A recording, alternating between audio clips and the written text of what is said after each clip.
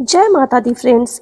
आइए जानते हैं कि कन्या पूजन की अष्टमी और महानवमी कब है कन्या पूजन। शुभ मुहूर्त, पूजा विधि।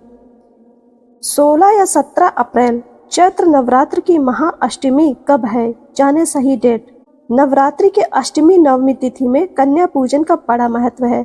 मान्यता है कि कन्या पूजन के बिना नवरात्रि व्रत अधूरा माना जाता है। आइए जानते हैं कन्या पूजन की सही विधि।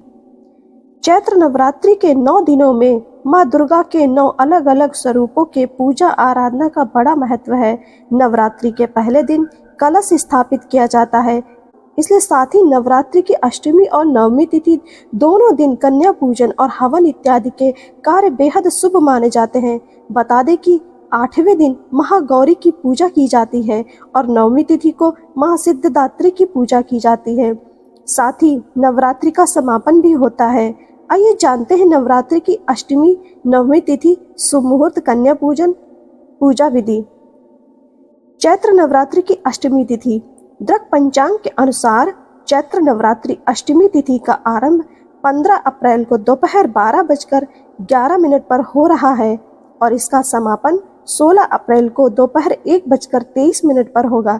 इसलिए उदया तिथि के अनुसार 16 अप्रैल को महाअष्टमी मनाई जाएगी और इस दिन कन्या पूजन का कार्य शुभ रहेगा। चैत्र नवरात्रि की नवमी तिथि। दृक पंचांग के अनुसार चैत्र नवरात्रि की महानवमी 16 अप्रैल को दोपहर 1:23 पर आरंभ होगी और 17 अप्रैल को दोपहर 3:24 पर समाप्त होगी। इसलिए उदया तिथि के अनुसार 17 अप्रैल को महानवमी मनाई जाएगी। यह नवरात्रि का आखिरी दिन होता है। इस दिन को राम नवमी भी कहते हैं। अष्टमी नवमी तिथि में कन्या पूजन का शुभ मुहूर्त। अष्टमी तिथि को सुबह 11:55 से दोपहर 12:47 तक अभिजीत मुहूर्त में कन्या पूजन कर सकते हैं। वहीं महानवमी के दिन कन्या पूजा का शुभ मुहूर्त सुबह 6:27 से लेकर सुबह 7:51 तक रहेगा। कन्या पूजन के लिए विधि। कन्या पूजन के एक दिन पहले सभी कन्याओं को आमंत्रित करें। जब कन्याएं और बटुक घर आ जाएं तो उनका जल से पैर धोएं और उनके चरण स्पर्श करें। अब उन्हें स्वच्छ आसन पर बिठाएं। फिर कन्याओं और लड़कों की कलाइयों पर मौली बांधें और उनका तिलक करें। इसके बाद उन्हें भोजन खिलाएं। कन्या पूजन के लिए हलवा और पूरी का प्रसाद तैयार करें। बच्चों को प्यार से भोजन खिलाएं और अंत में उन्हें गिफ्ट दें। उनके पैर छुएं, उन्हें भेजने जाएं। कन्या पूजन से जुड़ी खास बातें। कन्या पूजन के दिन 9 से अधिक कन्याओं को आमंत्रित करना शुभ होता है। 2 साल की कन्या को कौमारी कहा जाता है। मान्यता है कि इनके पूजन से घर की दरिद्रता दूर होती है और सभी बाधाओं से छुटकारा मिलता है। 3 साल की कन्या को त्रिमूर्ति कहा जाता है। कहते हैं कि 3 साल की कन्या की पूजा करने से घर में सुख समृद्धि और खुशहाली बनी रहती है। धार्मिक मान्यता है कि घर में सुख शांति के लिए 4 साल की कन्या का पूजन करना बेहद शुभ माना जाता है। 5 साल की कन्या को रोहिणी कहा जाता है। इनकी पूजा करने से सभी रोग दोषों से छुटकारा मिलता है।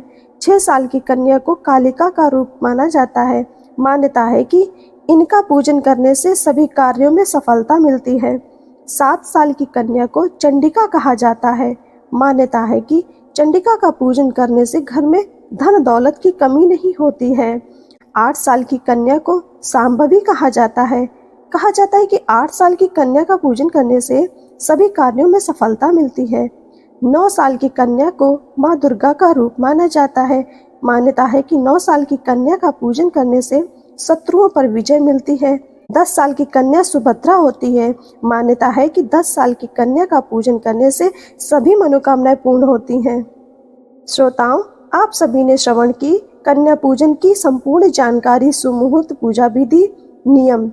आप सब पर माता रानी की कृपा बनी रहे। आप सबका जीवन मंगलमय हो। जय माता दी।